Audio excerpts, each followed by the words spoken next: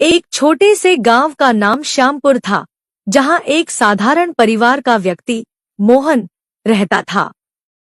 मोहन बहुत ही ईमानदार और मेहनती किसान था, लेकिन पिछले कुछ वर्षों से उसके जीवन में कुछ भी ठीक नहीं चल रहा था।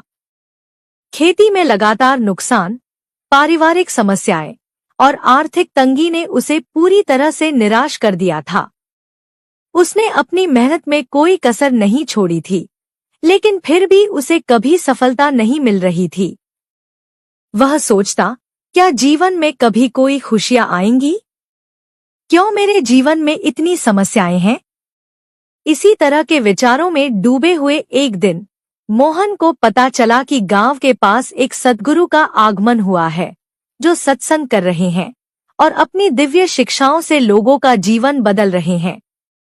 गांव में चर्चा थी कि सद्गुरु के सत्संग में जाने से मानसिक शांति मिलती है और जीवन के कठिन सवालों के उत्तर मिल जाते हैं। मोहन ने पहले कभी सत्संग में हिस्सा नहीं लिया था, लेकिन इस बार उसने सोचा, शायद सद्गुरु के पास मेरे जीवन की समस्याओं का हल हो। वह अपने काम छोड़कर अगले ही दिन सत्संग में शामिल होने का निश्चय कर लेता है। सत्संग में पहुंचकर मोहन ने देखा कि वहां सैकड़ों लोग एकत्रित थे।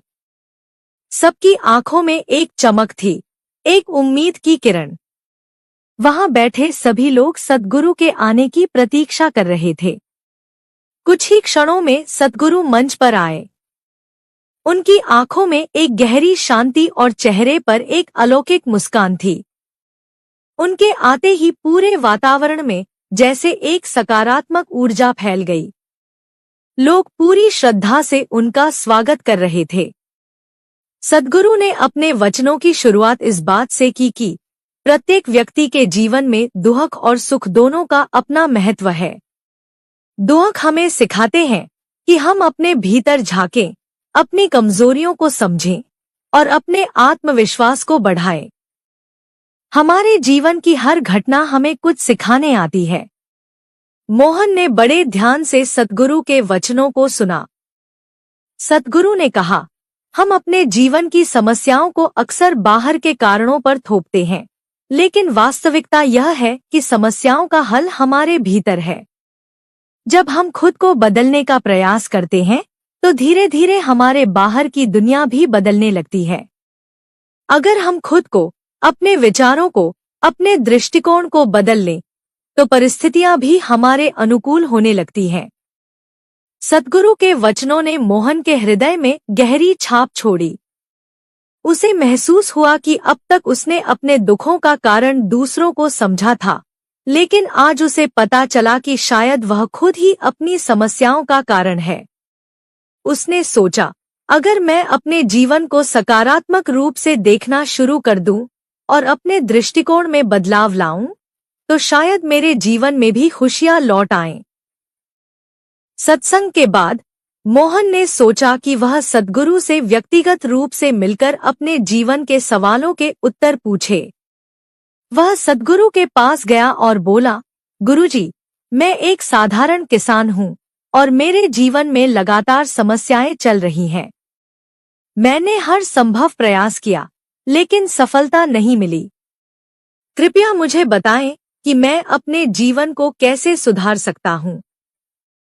सद्गुरु ने मुस्कुराते हुए कहा, बेटा, जीवन में सफलता और सुख पाने के लिए सबसे पहले अपने मन में शांति और संतोष लाओ। जब तक हमारा मन अशांत रहेगा, हम बाहरी दुनिया में सुख की खोज करते रहेंगे, लेकिन हमें वह सुख नहीं मिलेगा। मन को शांत करने का सबसे सरल तरीका है ध्यान और आत्मचिंतन। सद्गुरु ने मोहन को ध्यान करने की विधि सिखाई और कहा, रोज कुछ समय के लिए अकेले बैठकर अपने भीतर झांकने का अभ्यास करो।